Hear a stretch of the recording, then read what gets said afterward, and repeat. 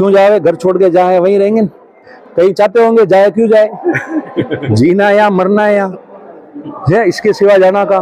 नमस्कार, मैं हूं रविंद्र सिंह उमट और आप देख रहे हो मेरा यूट्यूब और फेसबुक पेज। रानीवाड़ा में आज ब्लॉक स्तरीय लाभार्थी उत्सव कार्यक्रम का आयोजन हो रहा है और कार्यक्रम में पूर्व उप मुख्य सचेतक रतन देवासी यहाँ पहुंचे। सर, कार्यक्रम में पहुंचे, किस तरह की संवाद लाभार्थियों से किया गया? देखिए, आज राजस्थान दिवस के उपलक्ष्य में पहले तो सबको राजस्थान दिवस की शुभकामनाएं। और आज इसी उपलक्ष्य में आप सबने देखा यहाँ जिला स्तर पे और सभी ब्लॉक स्तर पे वीसी के माध्यम से ये पूरा कार्यक्रम जयपुर से हुआ है और माननीय मुख्यमंत्री जी ने भी इस कार्यक्रम को संबोधित किया, आपने देखा।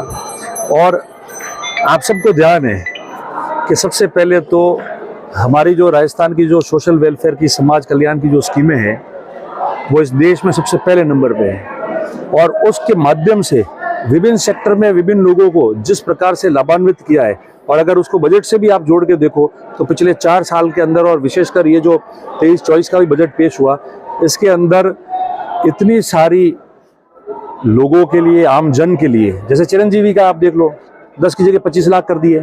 तो मैं समझता हूँ कि ऐसे उदाहरण देश के अंदर बहुत कम राज्य सामने लाते होंगे और आज उन सब का सम्मान हुआ है, उन सब से संवाद हुआ है।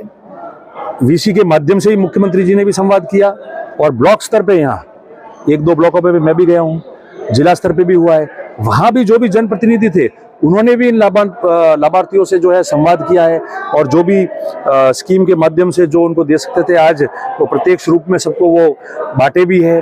तो मैं समझता हूँ कि ये उत्सव जो है वो आम जन का उत्सव है। आम व्यक्ति जो है, जो आशा रखता है कोई भी सरकारों से कि हमको, हमारे लिए सरकारें क्या कर सकती है और जिस प्रकार का वो लोग जीवन यापन करते हैं उनमें उनको जो मजबूती देने के लिए, उनकी मदद करने के लिए जिस प्रकार से वो लोग आशा रखते हैं, उससे बहुत ज़्यादा राजस्थान की सरकार ने जो है वो किया है और उसी का जो है ये उत्सव के रूप में हम सब ने मिलकर आज यहाँ मनाया है। सर, आपने अपने संबोधन के दौरान कहा कि पिछले जब भारतीय जनता पार्टी की सरकार थी तो उस समय काम बहुत कम हुआ तेरे के अनुपात में, क्या कहूँगे सर? तो देखो, मैं सिर्फ मेरे कहने से ही बात नहीं बन जाती है, ये तो इतिहास के पन्नों में दर्ज हो चुका है, ये तो जो रिकॉर्ड में है वो मैं बोल रहा हूँ।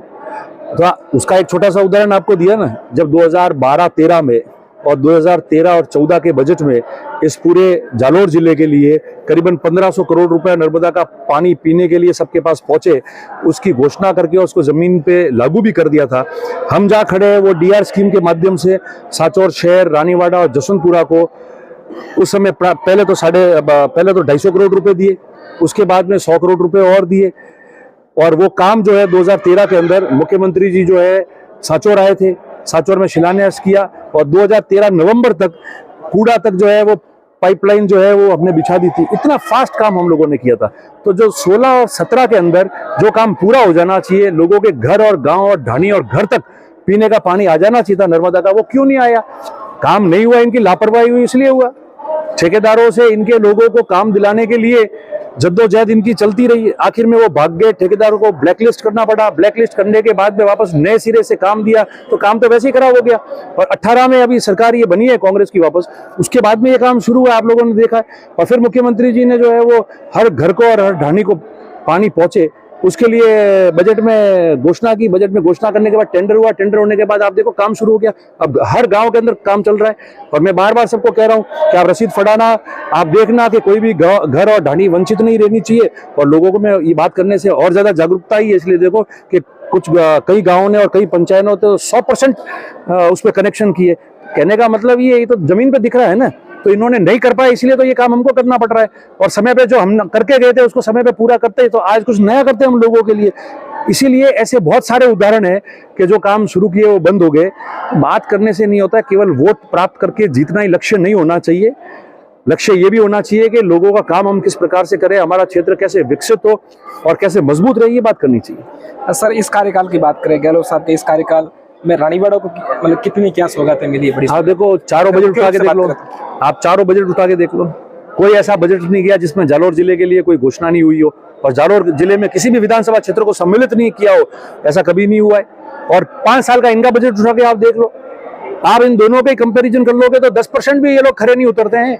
आज यहाँ तो सब कुछ हो गया और ये तो 23-24 का बजट पेश हुआ है, इसके अंदर तो आप देखो सारी चीजें दे दी। नगर पालिका पिछली बार बन गई जिसके लिए इतने लंबे समय से मांग कर रहे थे, और आज जो ये बजट पेश हुआ है, लास्ट जब अभी रिप्लाई हुआ 17 तारीख को, उसके अंदर भी देखो आरओबी का हो गया। आरओबी तो मुख्यमंत्री जी ने वहां बजट पढ़ा है और घोषणा की, जब जाके अब आरओबी बनेगा ना, तो घोषणा की है तो वो भी बनेगा। उसके अलावा राजीवास का बांध था, लंबे समय से किसानों के लिए हित की बात थी। जिन समाजों से ये वोट लेके जीत रहे और जिनकी वजह से जीत रहे, उन समाजों के लोग और दूसरे समाज जो है वो आसपास रहते हैं, किसान भाई ये सारे लोग, और उन्हीं को नहीं दे रहे थे इतने साल से, जो खुद का उनका क्षेत्र है उन लोगों का। 20 करोड़ रुपए हम लोगों ने मांग की, 20 करोड़ रुपए मुख्यमंत्री जी ने दे दिया, वो बात ठीक हो जाएगा, अच्छा हो जाएगा, और वहां आसपास जो काश्तकार है उनकी खुशहाली का जमाना आ जाएगा वापस। और इसके अलावा भी आप देखो, स्टेडियम की हमने मांग की थी, पहले जब स्टेडियम बन रहा था मारवाड़ा 4 रस्ते पे स्टेडियम की जमीन हमने अलॉट कराई, सरकार ने पैसा डाला, उसके अंदर 30-35 लाख रुपए, 4 दीवारी बनी, सारा बना।